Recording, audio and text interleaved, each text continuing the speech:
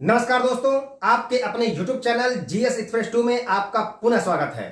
आइए हम लोग बाल विकास का अध्ययन कर रहे थे और बाल विकास में हम लोगों ने मनोविज्ञान में क्या पढ़ा था? हमने पढ़ा था शैशवावस्था की विशेषताएं। तो अब ध्यान दीजिएगा, अगला जो हमारा टॉपिक होगा वो होगा शैशवावस्था में शारीरिक विकास। तो शैशवावस्था में शारीरिक विकास पर हम फोकस करेंगे और पहली हेडिंग हमारी वही होगी, शैशवावस्था में शारीरिक विकास। अब ध्यान दीजिएगा, शिशु किसे कहा जाता है? जब बालक 0 से यानी कि जन्म के समय से 6 वर्ष तक होता है तो उसे हम शिशु या शैशव या अंग्रेजी में उसे इन्फेंट कहते हैं। तो अब ध्यान दीजिएगा, बालक जो होता है सबसे पहले फोकस होगा लंबाई पर। लंबाई क्या होती है? बालक की जन्म के समय लंबाई जो होती है वह 20 इंच या 51 सेंटीमीटर होती है। कितनी होती है? बालक के जन्म के समय उसकी लंबाई 20 इंच या 51 सेंटीमीटर होती है। अब ध्यान दीजिएगा, धीरे धीरे ये लंबाई बढ़ती है। तो मैं आपको बता रहा हूं कि लगभग आंकड़ा कितना होता है उस पर फोकस करिएगा आप। तो लगभग 1 वर्ष के दौरान यह लंबाई बढ़ करके 73 सेंटीमीटर हो जाती है। कितनी होती है? 73 सेंटीमीटर हो जाती है। अब ध्यान दीजिएगा, लगभग 2 वर्ष के दौरान यह लंबाई 81 सेंटीमीटर हो जाती है। लगभग 3 वर्ष के दौरान यह लंबाई बढ़कर 88 सेंटीमीटर हो जाती है और लगभग 4 वर्ष के दौरान यह लंबाई बढ़ करके 95 सेंटीमीटर हो जाती है और लगभग 5 वर्ष के दौरान यह लंबाई बढ़ करके 101 सेंटीमीटर हो जाती है। लगभग 6 वर्ष के दौरान यह लंबाई बढ़ करके 103 सेंटीमीटर हो जाती है। एक बार पुनः फोकस करिएगा, मैंने क्या कहा? जन्म के समय बालक की लंबाई जो होती है वह 20 इंच या 51 सेंटीमीटर होती है। 1 वर्ष के दौरान इसकी लंबाई 73 सेंटीमीटर हो जाती है। 2 वर्ष के दौरान इसकी लंबाई 81 सेंटीमीटर हो जाती है। 3 वर्ष के दौरान इसकी लंबाई 88 सेंटीमीटर हो जाती है। 4 वर्ष के दौरान इसकी लंबाई 95 सेंटीमीटर हो जाती है। 5 वर्ष के दौरान इसकी लंबाई 101 सेंटीमीटर हो जाती है और 6 वर्ष के दौरान इसकी लंबाई लगभग 103 सेंटीमीटर हो जाती है। यह शैशवावस्था के लंबाई का सिस्टम है। अब ध्यान दीजिएगा, बालक जो होता है वह जन्म के समय बालिकाओं से लगभग आधा सेंटीमीटर लंबा होता है। क्या होता है? बालक जो होता है वह जन्म के समय बालिकाओं से लगभग आधा सेंटीमीटर लंबा होता है। और ध्यान रखने की बात यह है कि संपूर्ण शैशवावस्था में या संपूर्ण शैशवावस्था की अवधि में हमेशा जो है बालकों की लंबाई बालिकाओं की लंबाई से आधा सेंटीमीटर अधिक होती है। तो यहां पर ये रहा लंबाई का प्रोसीजर। अब आते हैं भार पर। तो ध्यान दीजिएगा, जो नवजात शिशु होता है उसका भार कितना होता है? लगभग 3 किलोग्राम होता है। कितना होता है? 3 किलोग्राम होता है या 7 से 8 पाउंड होता है। तो ध्यान रखिएगा, कभी कभी क्वेश्चन किलोग्राम में पूछता है और कभी कभी क्वेश्चन पूछता है पाउंड में। तो मैंने आपको दोनों बताया कि बालक का यानी कि नवजात शिशु का जो भार होता है वह 3 किलोग्राम होता है या 7 से 8 पाउंड होता है। तो इस पर आप फोकस करिएगा, 3 किलोग्राम भार या 7 से 8 पाउंड होता है। अब ध्यान दीजिएगा, शैशवावस्था के दौरान बालक का जो भार होता है यह आप कह सकते हैं कि 7.5 पाउंड। अगर आपको ऑप्शन दिया हुआ है तो भी कोई बात नहीं है, उस पर भी ध्यान दीजिएगा, क्योंकि कुछ चीजें ऐसी होती हैं कि अलग अलग राइटरों के अनुसार आपको अलग अलग जो है क्वेश्चन पेपर कभी कभी देखने को मिल जाते हैं। तो जो आप पढ़े रहते हैं हो सकता है उसमें से ऑप्शन सटीक न दिया हो। तो यहां आप ध्यान रखिएगा, भार में आपको 2 चीजें नोट करनी है। अगर सिंपल दे दिया कि नवजात शिशु का भार कितना होता है तो आप कहेंगे 3 किलोग्राम होता है या 7 से 8 पाउंड होता है। यह भी हो सकता है आप सब आपस में कि 7.5 पाउंड होता है। कितना होता है? 7.5 पाउंड होता है। तो पाउंड की बात करेगा तो 7.5 पाउंड भी आपको ऑप्शन दे सकता है और किलोग्राम की बात करेगा तो 3.17 किलोग्राम की बात कर सकता है। तो यहां 2 चीज का आप ध्यान रखेंगे, 3.17 किलोग्राम भी हो सकता है ऑप्शन में या 7.5 पाउंड भी ऑप्शन में हो सकता है। तो दोनों बातों का आप विशेष ध्यान रखेंगे।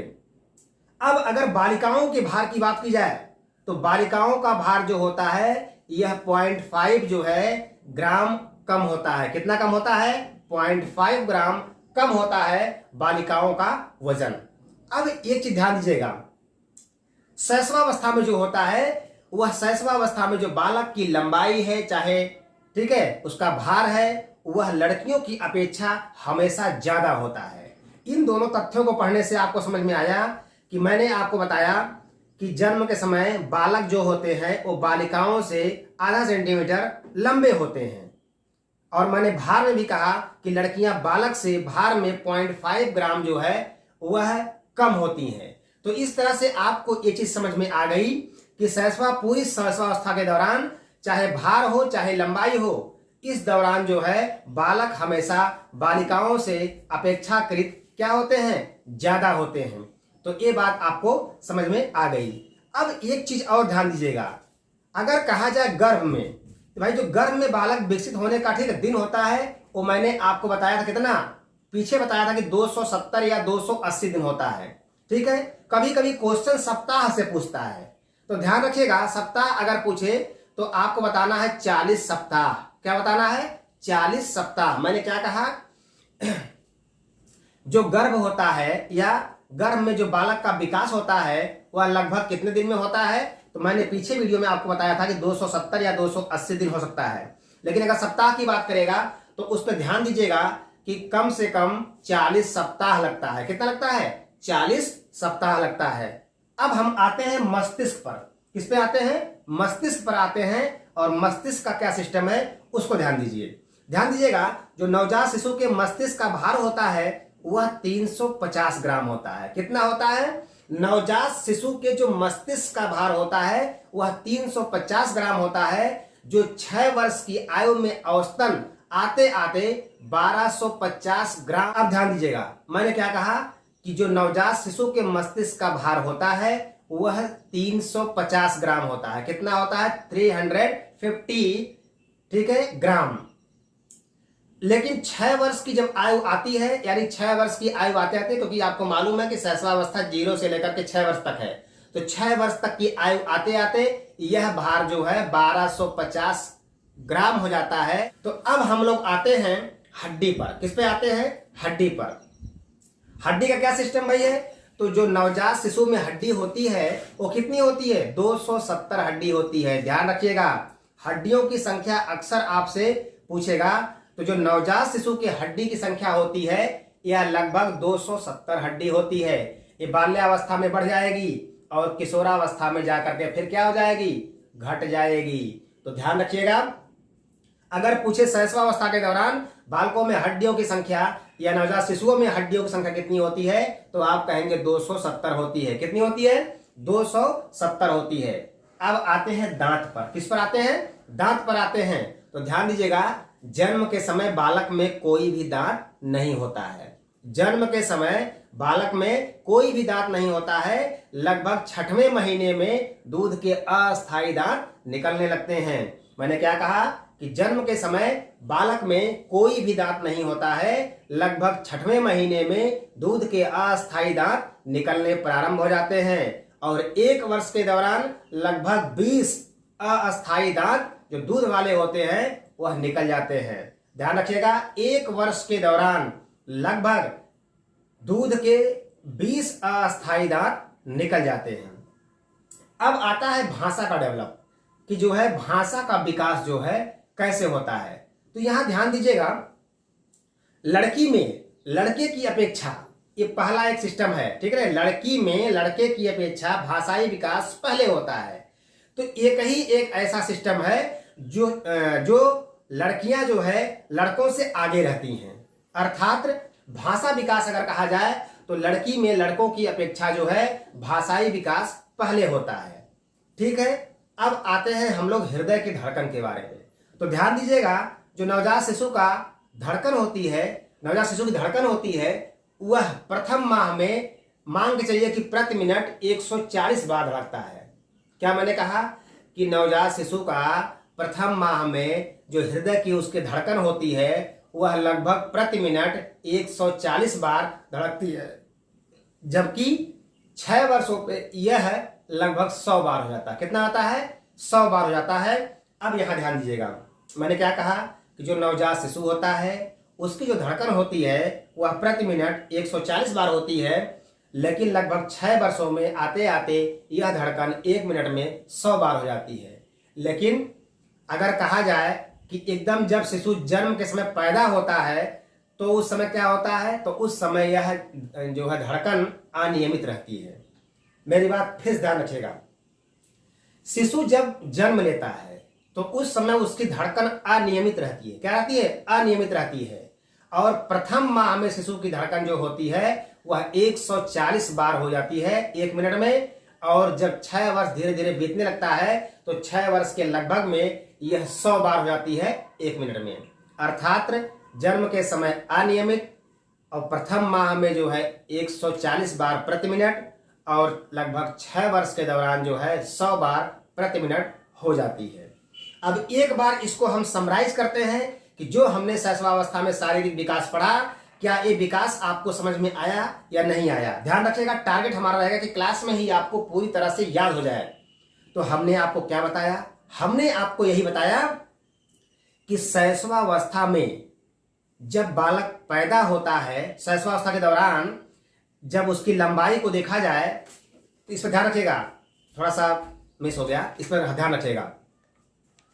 मैंने क्या कहा आपसे कि शैशवावस्था के दौरान बालक की जो लंबाई होती है वह 20 इंच या 51 सेंटीमीटर होती है। कितनी होती है? 20 इंच या 51 सेंटीमीटर होती है। अब ध्यान देंगे, प्रथम वर्ष के दौरान यह लंबाई जो है 73 सेंटीमीटर बढ़ जाती है। ठीक है। दूसरे वर्ष में यह लंबाई 81 सेंटीमीटर हो जाती है। तीसरे वर्ष के दौरान यह लंबाई 88 सेंटीमीटर हो जाती है और चौथे वर्ष में यह लंबाई 95 सेंटीमीटर हो जाती है और 5वें वर्ष में यह लंबाई 101 सेंटीमीटर हो जाती है और 6ठे वर्ष में यह लंबाई 103 सेंटीमीटर हो जाती है। ठीक है। तो ये बात आपको लंबाई में पूरी तरह से क्लियर हो गया। भार में सिर्फ आपको 2 पॉइंट ध्यान देना है। क्या? कि जो नवजात शिशु का भार होता है वह 3 किलोग्राम या 7 से 8 पाउंड होता है। और मैंने एक चीज आपको और बताई थी कि अगर ऑप्शन में 7.5 पाउंड दिया है तो इस बार भी ध्यान रखिएगा कि लंबाई में अगर किलोग्राम में 3.17 किलोग्राम दे दिया है और भार में, ठीक है, पाउंड में 7.5 पाउंड दे दिया है, यानी 7.5 पाउंड दे दिया है, तो भी इसे भी आप याद रखेंगे, यह भी ऑप्शन में आता है और पूछा जाता है। ठीक है। अब ध्यान देंगे, अब हम लोग आते हैं शैशवावस्था में मस्तिष्क का भार क्या होता है। तो शैशवावस्था में हमने आपको बताया कि जो मस्तिष्क का भार होता है वह नवजात शिशु के मस्तिष्क का भार 350 ग्राम होता है। कितना होता है? 350 ग्राम होता है। लेकिन 6 वर्ष की आयु आते आते यह 1250 ग्राम हो जाता है या 1.25 किलोग्राम हो जाता है लगभग में। अब आते हैं हड्डियों पर। हड्डी क्या होती है? शैशवावस्था के दौरान हड्डियों की संख्या 270 होती है। कितनी होती है? 270 होती है। ध्यान रखिएगा, बाल्यावस्था के दौरान ये हड्डियों की संख्या बढ़कर 350 हो सकती है। ठीक है।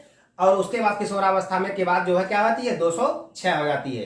तो इस पर ध्यान रखिएगा, ये हो गई हड्डियों की संख्या कितनी? 270। अब आते हैं हम लोग दांत पर।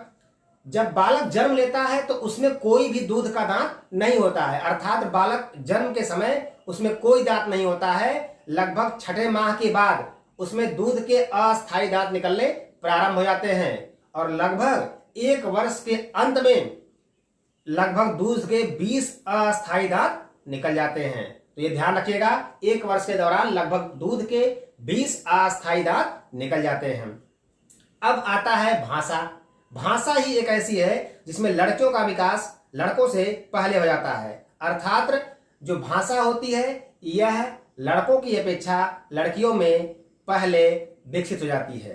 अब ध्यान रखिएगा, अब आते हैं हृदय के धड़कन की लेकर कर। जब बच्चा पैदा होता है तो उस समय उसकी धड़कन अनियमित रहती है, कभी ज्यादा भी हो सकती है, कभी कम भी हो सकती है, अधिक बार भी हो सकती है।